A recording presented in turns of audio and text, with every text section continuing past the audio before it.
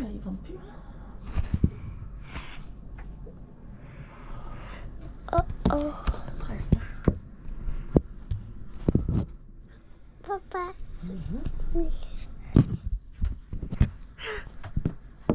Malou.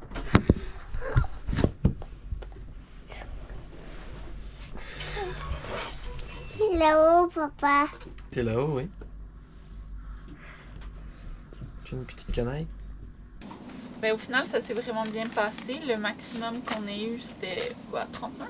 Ben on sait pas trop, hein. On sait pas, parce qu'à minuit et demi, on est parti se coucher. Parce qu'il se passait pas grand-chose. Il y avait un vent constant à 25.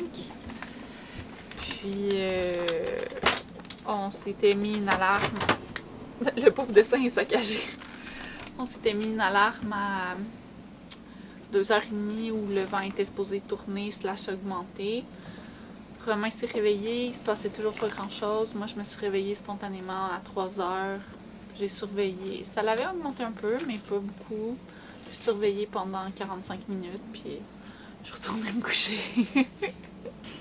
Fait que finalement, pas l'ombre d'un 50 ou d'un 60 nœuds, ce qui est pas plus mal. On accepte.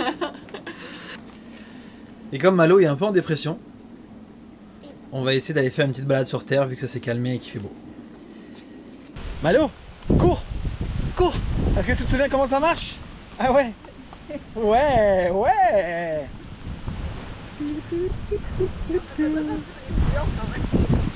Ouais, hein?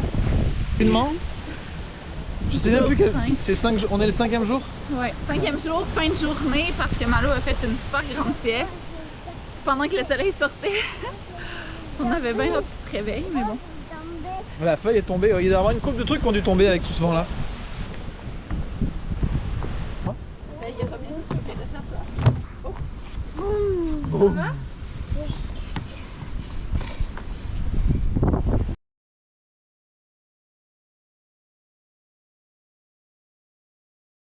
On avait mis le réveil à 5h30 ce matin dans le but de partir vers les berries.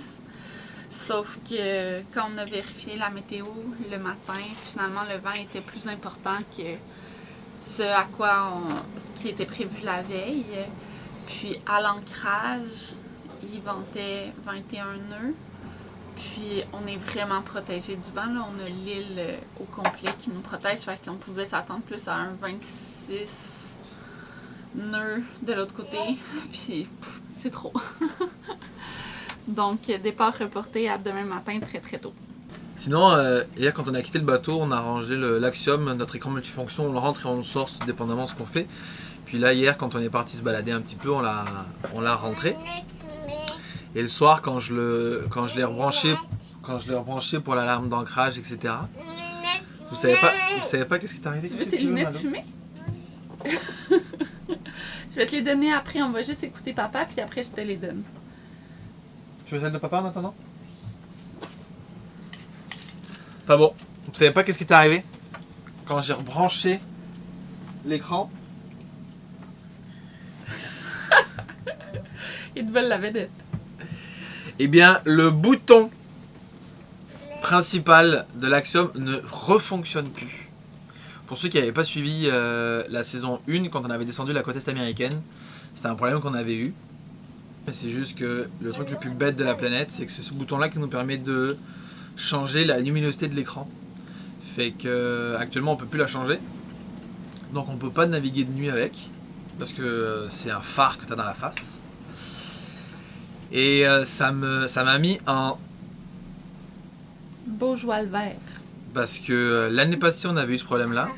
L'écran, il coûte un peu moins de 2000 pièces, il est à 1008. Il avait moins d'1 an. On l'a emmené chez Raymarine, je pense que ça a pris 4 mois avant qu'on l'ait en retour. Comme ça prenait trop de temps, on en a acheté un autre, qui est celui-là, qui est un nouveau, qui a... Il doit avoir 1 an il y a quelques jours là. Puis bam! Le bouton, même chose. Le bouton marche pas. Ça me flabbergaste. Donc l'avantage de cette assise, c'est que comme j'avais trouvé ça vraiment ordinaire la première fois, ben, j'ai gardé l'autre. Donc au fond du bateau, j'ai le premier axiome qu'on a qui est revenu de garantie. Et voilà, sauf que je pense que ça vient de signer la fin du partenariat. Le partenariat avec Raymarine parce que je trouve ça incroyable.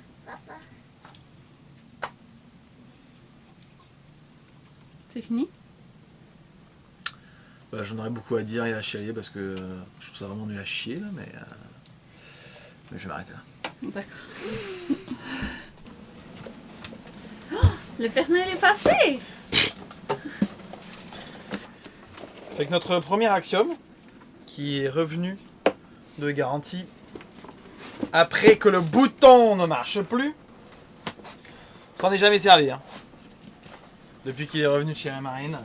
On l'a allumé une fois pour voir si ça marchait, Ça serait insane qu'on le branche puis qu'il y ait quelque chose qui ne marche pas. On va voir ça tout de suite.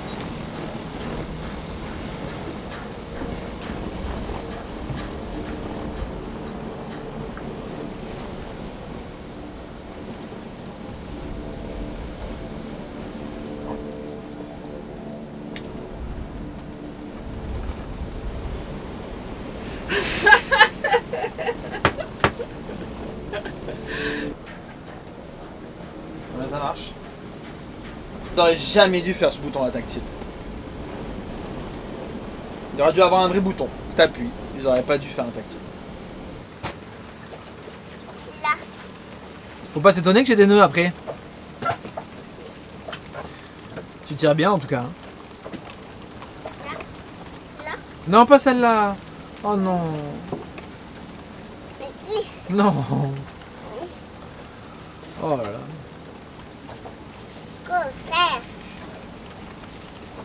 À vie.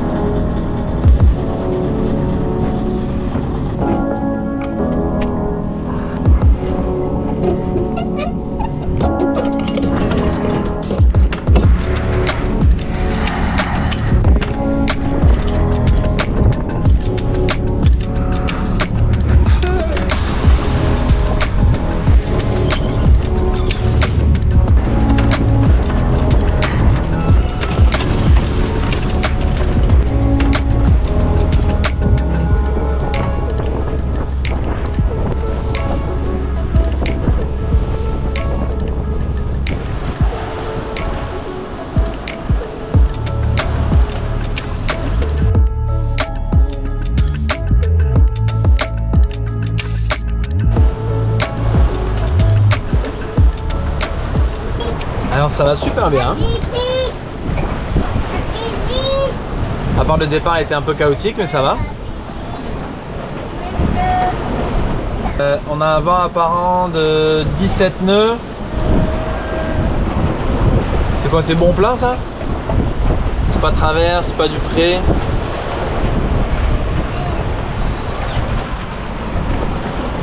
C'est pas mal. Bon, on est proche du près. 20 nœuds au près.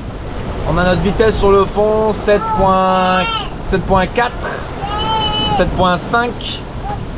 On va se dire c'est quand même excellent.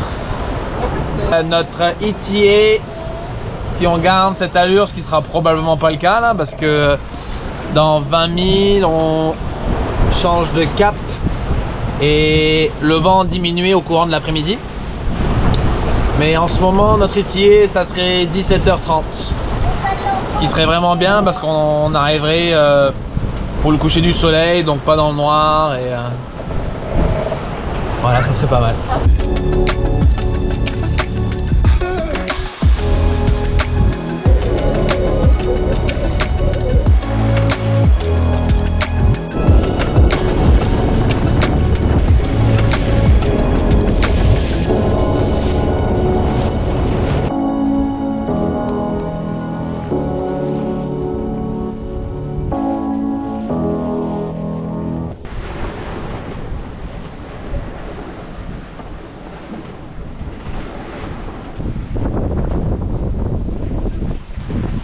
Mal de mer, ça arrive même au meilleur.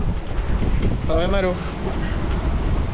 C'est vrai que souvent, Malo, quand il va pas bien, autant quand il est malade ou quand il a le mal de mer ou autre chose, il veut souvent qu'on le prenne. Fait que, il dit câlin, câlin, câlin. Puis là, Andréane, ça faisait 1h30 qu'elle était avec. Et là, Malo, il était comme ah, câlin, câlin, câlin, je veux sortir. Elle le sort de son siège, elle le prend sur elle, ça a pris 10 minutes et 2 secondes. et elle s'est fait vomir dessus. Du coup, au lieu d'avoir juste une personne pleine de vomi, on en a 2. Et combien d'heures qui reste? On a fait 30 000, fait qu'il Le tiers. il nous en reste 60. Et ça va bien, Malou?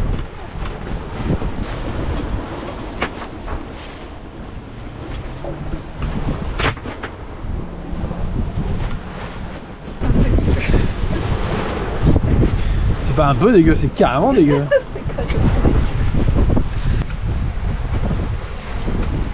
Alors, regarde, loin devant.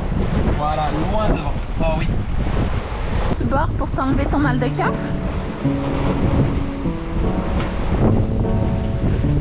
Ouais? C'est ça qu'il faut faire?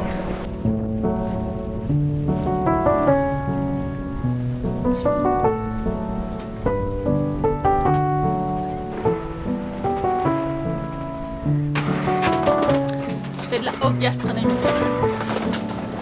Et je sens beau.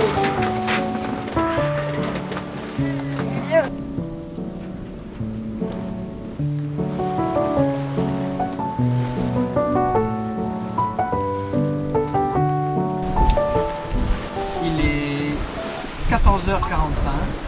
On a fait 60 000. Le vent a diminué comme c'était prévu en après-midi. Là, fait qu'on a perdu un peu pas mal de vitesse. Là, on a peut-être eu 3 heures entre 10 et 13 nœuds. Là, ça remonte tranquillement. On est à entre 14 et 16 nœuds de vent apparent. Puis on avance entre 6,5 et 7.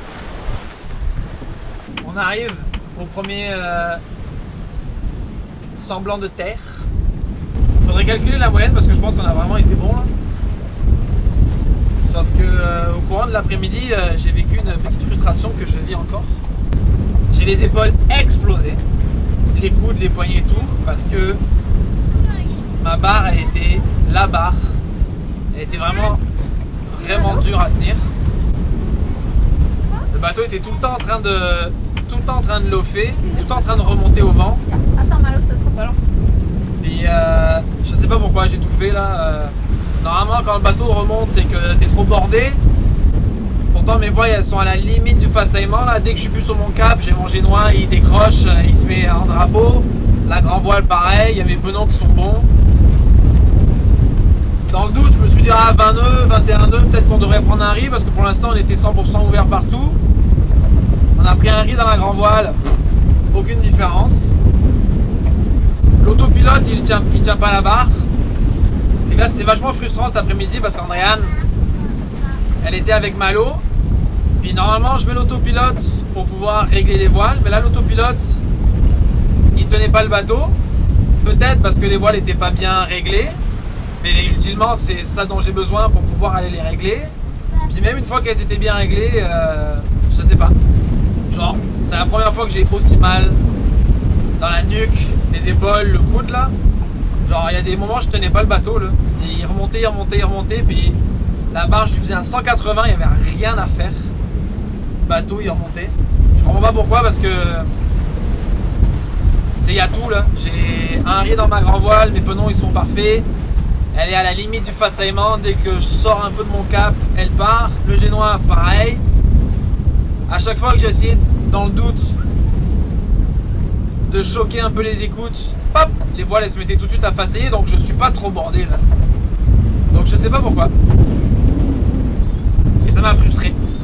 Si quelqu'un a une piste de solution, on est tous oui. Peut-être que je lise un peu ce soir là. Après j'aurais pu essayer de prendre un riz dans le génois, mais j'aime pas enrouler le génois parce que il y a des points de soi-disant riz là, mais ça marche pas. Dès que tu enroules un petit peu, le génois il a une forme dégueulasse, il n'y a plus rien qui marche. Donc en fait il y a des riz mais il n'y a pas vraiment des riz.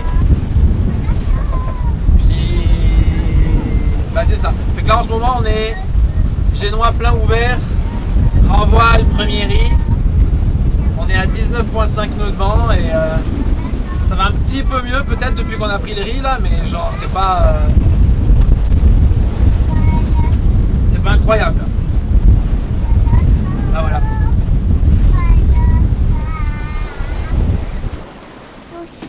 Malo, tu voulais ajouter quelque chose? Non, pas de tété, ça. Ah d'accord.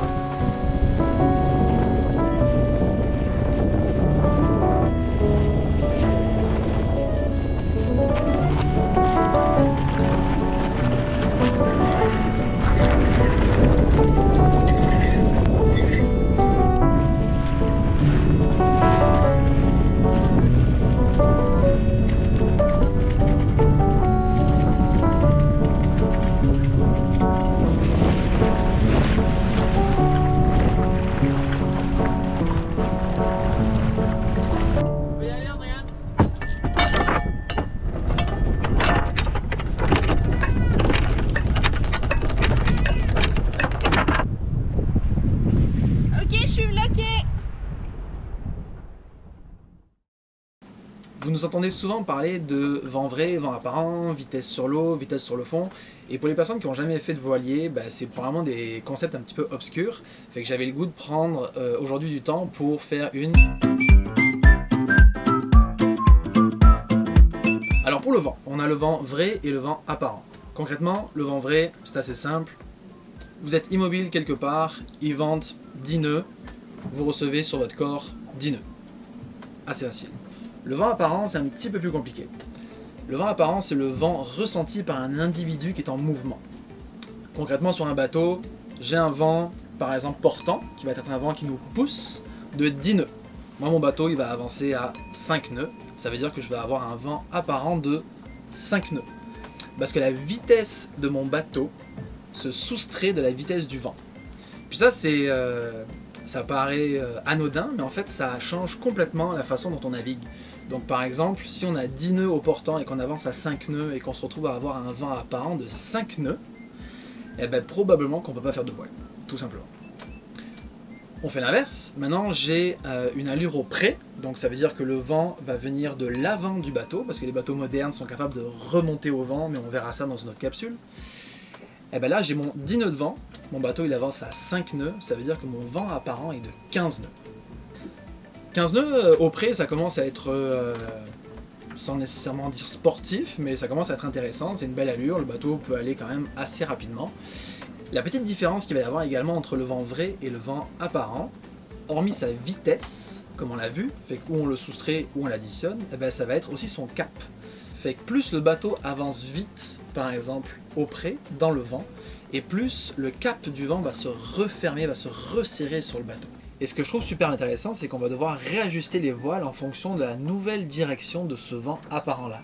Donc si au courant de la journée, la vitesse de votre bateau augmente, la direction du vent apparent va changer et on va devoir réajuster encore une fois les voiles, même si la direction du vent vrai et son intensité restent toujours la même. Et ça encore une fois, ça peut modifier complètement la façon dont on navigue dans une journée, parce que, par exemple du près, sur ma carte météorologique, je vois ce matin que pour passer de mon point A à mon point B, je vais être toute la journée au près serré. Donc j'ai le vent qui va être au plus serré de mon bateau, c'est à la limite de ce que mon bateau peut remonter au vent. Et bien ça se peut très bien que si je garde ce cap, avec la vitesse de mon bateau, ben que là je me retrouve à avoir le vent beaucoup trop de face et que je ne sois pas capable de naviguer. Et la deuxième chose dont je voulais vous parler, c'est la vitesse du bateau. On a deux types de vitesse, on a la vitesse sur l'eau et on a la vitesse sur le fond. Fait qu'il ne faut pas oublier que le bateau est un véhicule en mouvement qui est lui-même sur une masse qui est en mouvement, en l'occurrence la mer. Fait que la vitesse sur l'eau, c'est assez simple, on a un petit instrument mécanique, une petite roulette qui va réagir en accélérant ou en diminuant avec la vitesse de friction entre le bateau et l'eau. C'est assez simple, ça s'appelle le lock et on n'y fait pas très souvent allusion parce qu'en fait c'est pas de lui dont on se sert le plus souvent. Le deuxième type de vitesse se retrouve avec la vitesse sur le fond. Elle est calculée à partir de notre position GPS, exactement comme quand vous utilisez Google Maps dans votre voiture. La principale différence entre les deux vitesses, c'est que la vitesse sur l'eau ne prend pas en considération les courants, que ce soit courant de marée ou courant spécifique, alors que la vitesse sur le fond nous le dit automatiquement. Qu'est-ce que ça fait concrètement ? Eh bien, quand on va avoir un courant qui est avec nous, donc qui nous pousse, qui nous porte, un petit peu comme le vent portant, eh bien, notre vitesse sur le fond va être beaucoup plus rapide que notre vitesse sur l'eau. En l'occurrence, on va additionner la vitesse du bateau plus la vitesse du courant. Encore une fois, si par exemple notre bateau va à 5 nœuds et qu'on a un courant portant de 2 nœuds, eh bien, notre vitesse sur le fond va être de 7 nœuds. Exactement comme quand vous allez à l'aéroport et que vous embarquez sur un tapis roulant. Votre vitesse de marche va être de 3 km/h, la vitesse du tapis va être, imaginons, de 3 km/h. Donc la vitesse que vous avez réellement est de 6 km/h. Évidemment, on n'a pas forcément ou le courant de face ou le courant derrière. Il peut venir de côté et puis en fait absolument de tous les caps. Donc la seule différence que ça va faire, c'est que ça ne va pas nécessairement nous faire accélérer ou nous ralentir. Ça va tout simplement nous faire dériver de notre cap. À partir de là, où on peut faire des petits calculs de correction, ou selon la distance qu'on a à faire, qui est plus ou moins courte, eh ben on peut juste corriger manuellement à la barre. J'espère que maintenant, quand vous allez nous entendre parler, surtout de vent apparent, eh ben vous allez comprendre un petit peu plus de quoi on parle et à quoi on fait référence. On commence à partir d'où? Je sais pas. Je vais recommencer du début. Prise 1.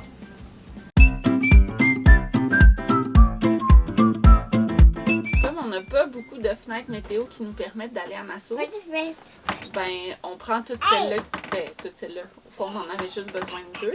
Mais là, ça nous a forcé à passer 2 nuits à l'ancre au sud de Fraser Cay. Fait que c'est pas protégé, là. Fait qu'on roule tout le temps. Aujourd'hui, on s'en va à Nassau. On va se dépêcher d'aller faire l'épicerie parce qu'avec tout ça, on est pas mal à court, hein? On est pas mal à court. On l'a pas dit, mais à cause du mauvais temps à Bimini, les épiceries n'ont pas été renflouées pendant qu'on était encore là. Donc, on est parti avec vraiment l'eau stock. Puis là, ça fait déjà 3 jours qu'on est parti. Fait que voilà, ça va faire du bien d'aller chercher du lait pour Malo, qui en réclame tous les jours. On va être en Nassau ce soir. On attend les parents de Romain, puis après Noël, il fait tout le temps beau. Hein? Le camion vole dans le ciel. Le quoi qui vole dans le ciel? Le goéland. Le goéland vole dans le ciel. C'est quoi qui vole dans le ciel, Malo? Le goéland. Le goéland, hein.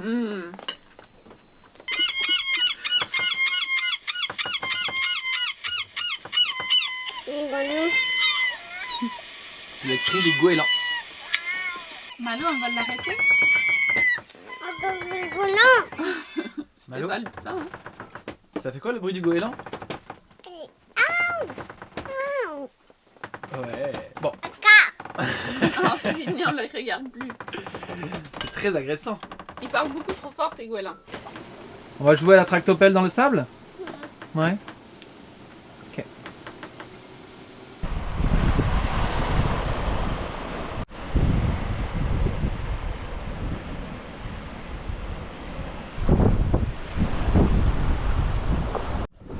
Qu'est-ce que t'as trouvé, Malo?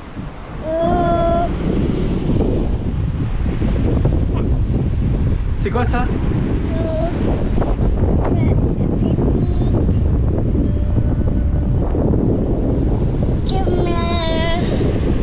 C'est une petite gorgogne? Ouais. Bon, elle est morte, hein, mais... Ouais, elle est morte.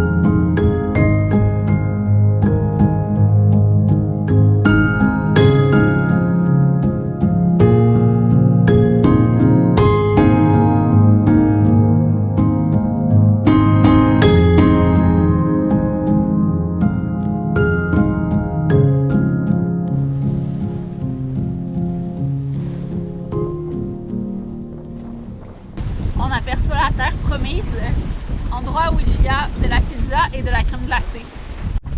On s'en va manger de la pizza, Malo? Ouais.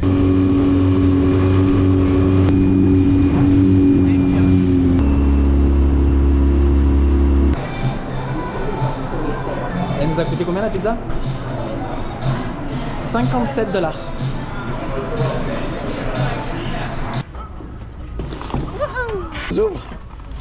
Oh yeah! Toi aussi t'en veux?